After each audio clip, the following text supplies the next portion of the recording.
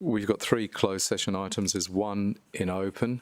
But first of all, before we get on to that, of course, we need to do the confirmation, or I don't think there's any leave of absence that anyone's raised. I think everyone's here. Yep, and some extras. And we also have conflict of interest declaration. I believe there is, confirmation of minutes, firstly. So Councillor Tozer, seconded Councillor Young. We're happy with that. We'll take the vote. All those in favour? That is carried. And then conflicts of interest, there is one? Yes. So Councillor Tozer.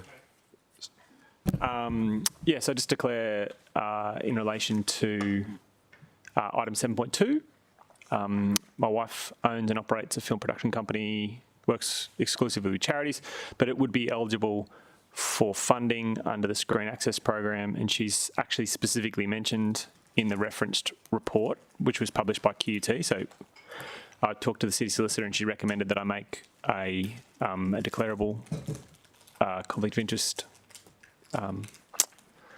note, or whatever they call it. The name of the related party is Jude Kalman. She's my spouse. She runs a company that may be eligible for the program, although both Jude personally and Little Drum Pictures, which is the name of her company, have no current work relating to grants pertaining to the program, and they have no intention of applying for grant funding.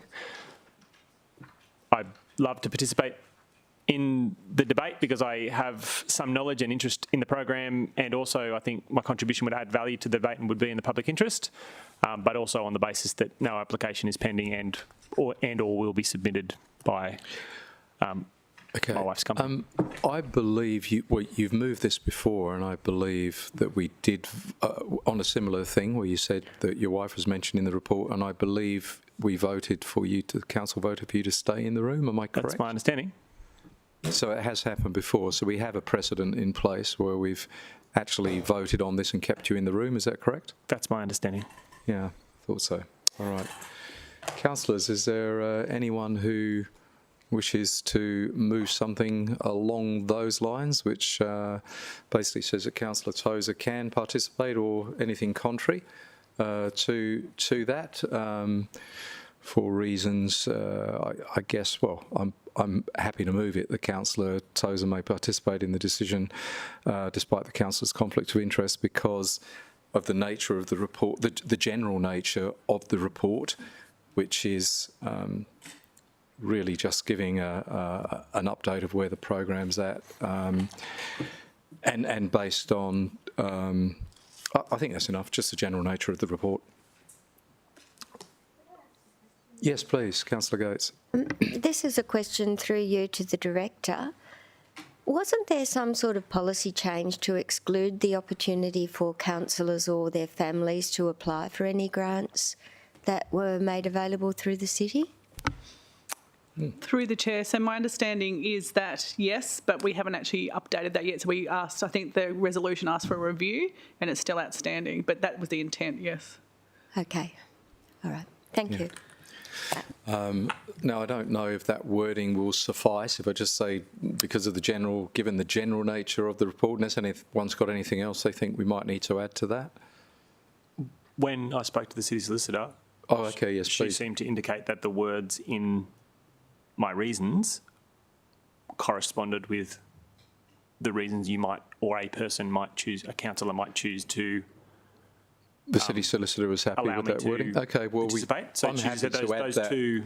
She provided those words to me. Yeah, I'd still like to keep the general nature because it is general, and then if we add the rest, if that's the advice of the City Solicitor, that seems to be in keeping. On the basis that no application is pending. Yes, and that's what I was going to go into, and I thought, well, okay, I'll leave that because it's been stated, but it probably is better to have it in print. So yeah, okay, and on the record.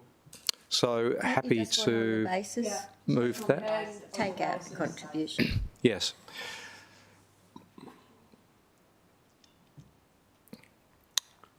suppose we can't have any guarantees that my contribution would add value yet. You're happy to second that? Thanks, Councillor Young. So, councillors, if you're happy to take the vote on that, I'll put the vote. All those in favour? That's everybody, and Councillor Tozer did not vote, so unanimous from the committee members. So should have put my hand up too, but that means that I'm supporting, obviously, as I moved it. Although I have seen people move motions and not actually support the motion. Division? We need to do a division. Okay, so even though I said everybody, okay, so division, Councillor Gates, Councillor Patterson, Councillor Taylor, Councillor Young, Councillor McDonald and Councillor Lacastro. Against? There is no against, and as we say, Councillor Tozer did not vote, so. Okay. So moving right along, we bring Steve in. I actually had a question on the recommendation, but I've just been told that Councillor Gates has actually picked up the same thing and has already prepared it. So. Thank you. I was planning to delete 2 and 3 from the recommendation and simply move 1 and 4, not in any way indicating any concern with this item, but it was a little confusing that one of the positions was supported and the other needed to go to special budget. I think they both need to go to special budget so that we can fund them. And so I was happy to move that if I get a seconder. I'm happy to second it. And that will happen as a matter of course. It will go to a special budget, yeah. So. Not 4, 2 Yeah. and 3, I think. Thank you. So Councillor Gates is moving that. Did you count? I second it, but I do have a question, You had a question? if that's okay. Sure, unless Councillor Gates wanted to. No, I don't need to open, that's fine. No, okay. So Councillor my Tozer. question is actually through you to the relevant officer about, it sounds like there's been obviously a report and it's possible that some of the funds for the additional permanent FTEs may be available from operational savings. And is that, are we, by delaying until July 1, are we impacting our capacity to support the film industry or some of the work that is being undertaken right now? So through the chair, we were sort of in two minds whether we put the story in budget or we did a separate report. I think because it's such a good news story in terms of the increase in these applications that we wanted to do that explanation. The reason why, and apologies for the confusing resolution, but what we were doing is putting one position we've managed to get in parameter of our budget and one hasn't, so it became a bit convoluted. So I think what you're doing is fine. It doesn't stop anything. I think we're okay for the moment, and I think we're happy. We just can see that we kept thinking it's COVID. We kept thinking it's because events have been delayed, and we can see this is just the future. There's just so many applications for events at the moment, so we're getting ahead of it. And where possible, we're trying to tell as many of those stories as we can before budget. So that's all we were doing here today. Great. It's awesome. Councillor Gates. It was great to have the benefit of this report. Last night I opened the 36th Screen Forever conference. There was a cocktail party that the city supported at the Star in the garden, whatever it's called. And it was, in doing the opening address, I was able to speak to the numbers that were within this report and indicate that we'd had in 6 months more applications than we had received in the whole financial year for 2021.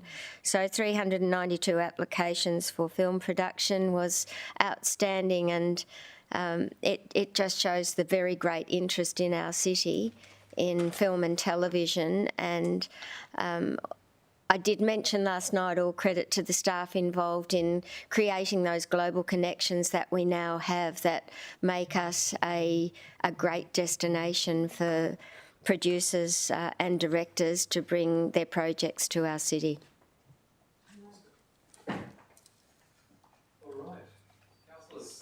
You take the vote, so we would take the vote on that. All those in favour of the motion on the screen, that is carried. It's a unanimous decision. I wasn't aware of any general business items. If there were, I would have done those while we were in open, but there isn't. So we have three items in closed session. Basically, it's commercial in confidence and also for budgetary reasons that we need to go into close for those three items. So if I can actually have a mover, thank you. Councillor Young, seconded Councillor Tozer. And what's Oh, thank you. Yeah. Okay, and we'll take the vote for that to go into close. All those in favour? That is carried. We're now in close.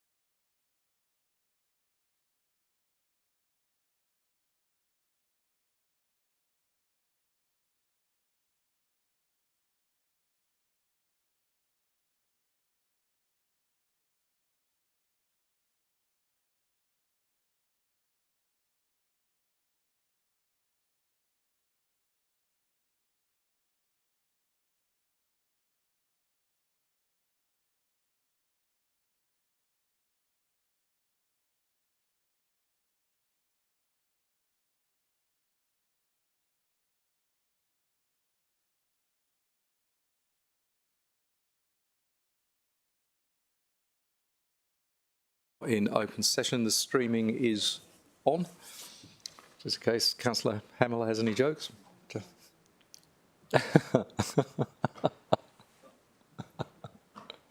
So, all right.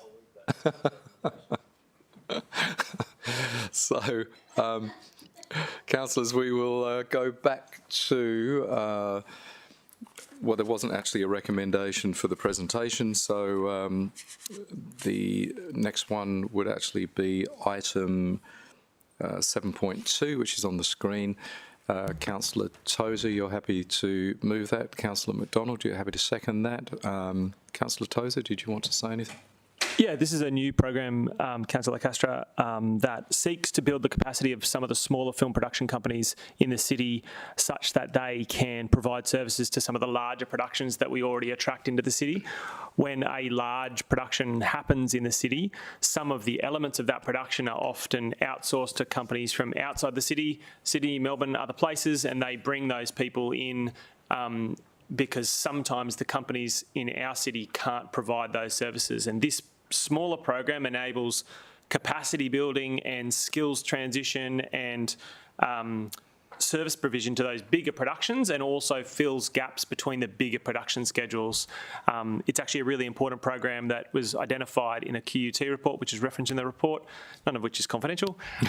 But the practical reality is this is a program that the industry has been seeking, and it would be great to see over the coming 2 years it tested and tried and found to fill those gaps so that those big productions that we are becoming very successful with can use Gold Coast contractors and Gold Coast smaller companies to augment their production schedules and deliver what will hopefully be globally relevant films. That sums it up. Yeah, okay. Councillors, I think that's opening and closing the debate. It was closing. I think so, yeah. So, councillors, take the vote on that. All those in favour? That is carried. That was supported unanimously. And 7.3, International Trade Investment Programme. I have moved that, and no, I haven't. Councillor Tozer actually moved that, and Councillor Taylor seconded that. I was quite happy to move it, but yeah. Councillor Tozer, this one's pretty self-explanatory, I would think.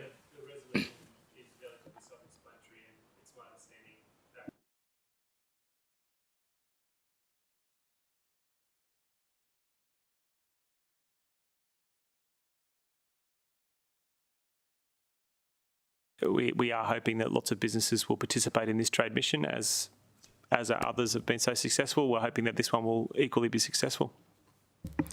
I'm sure it will, as you say. Ones in the past have been very successful, and given that we were the last hosts of the games, or say last ones, I'm losing track with the last ones, or was there one in between? Hang on. So, and with the Olympics, of course, not too far away, I'm sure there's going to be a lot of interest